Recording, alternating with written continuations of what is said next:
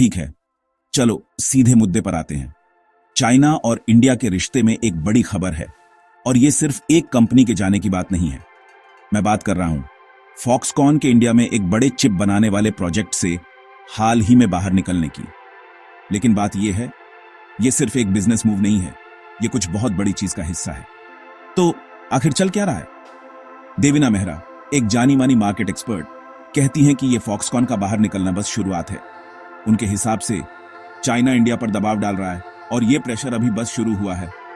चलो थोड़ा पीछे चलते हैं। इंडिया एक ग्लोबल टेक मैन्युफैक्चरिंग हब बनने के लिए बहुत कोशिश कर रहा है। फॉक्सकॉन जैसे बड़े खिलाड़ी जो इलेक्ट्रॉनिक्स में बहुत बड़े हैं, उन्हें इंडिया को सेमीकंडक्टर मार्केट में घुसने में मदद करनी थी, जो स्मार्टफोन से लेकर गाड़ियों तक हर चीज के लिए जरूरी है। लेकिन अब फॉक्सकॉन अचानक बाहर निकल गया है, जिससे बहुत सारे सवाल खड़े हो गए हैं। देवीना मेहरा कहती हैं कि हमें बड़ी तस्वीर देखनी चाहिए।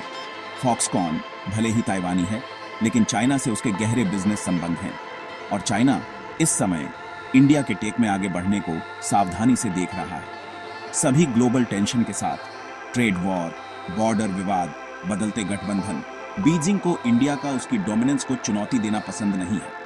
अब इसके बारे में सोचो, अगर चाइना फॉक्सकॉन जैसी कंपनियों पर चुपचाप दबाव डाल सकता है कि वे इंडिया में इन्वेस्टमेंट धीमा करें या खत्म करें, तो वह इंडिया की टेक ग्रोथ की स्पीड को कंट्रोल कर सकता है बिना कोई बड़ा साफ मूव किए। ये सूक्ष्म है लेकिन शक्तिशाली है, और ये सिर्फ चिप्स के बारे में नहीं है। चाइना बहुत सारे जरूरी मटेरियल और कंपोनेंट्स सप्लाई करता है, जिन पर इंडिया का टेक सेक्टर निर्भर करता है। अगर बीजिंग एक्सपोर्ट्स को सख्त करने, शिपमेंट्स में देरी करने या नियमों को बदलने का फैसला करता है, तो इससे इंडिया की प्रोग्रेस सच में धीमी हो सकती है। बेशक इंडिया चुप नहीं बैठा है, सरकार नए इंसेंटिव दे रही है, दूसरे ग्लोबल पार्टनर्स को लुभा रही है, और कंपनियों के लिए सेटअप करना आसान बनाने की कोशिश कर रही है। लेकिन बड़ा सवाल बना है, क्या इंडिया एक टेक फ्यूचर बना सकता है अगर चाइना दबाव बढ़ाता रहता है? मैं आगे क्या देखता हूँ, क्या और कंपनियां फॉक्सकॉन की तरह बाहर निकलेंगी?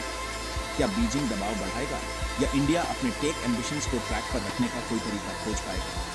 कहानी अभी खत्म नहीं हुई। अगर आपको परवाह है कि ग्लोबल पॉलिटिक्स और बिजनेस कैसे टकराते हैं और इसका टेक्नोलॉजी की अगली लहर के लिए क्या मतलब है, तो इस जगह पर नजर रखें। चीजें तेजी से बदल रही हैं और दांव बहुत बड़े हैं। देखने के लिए धन्यवाद। ऐसी और जानकारी के लिए सब्सक्राइब करना ना भूलें।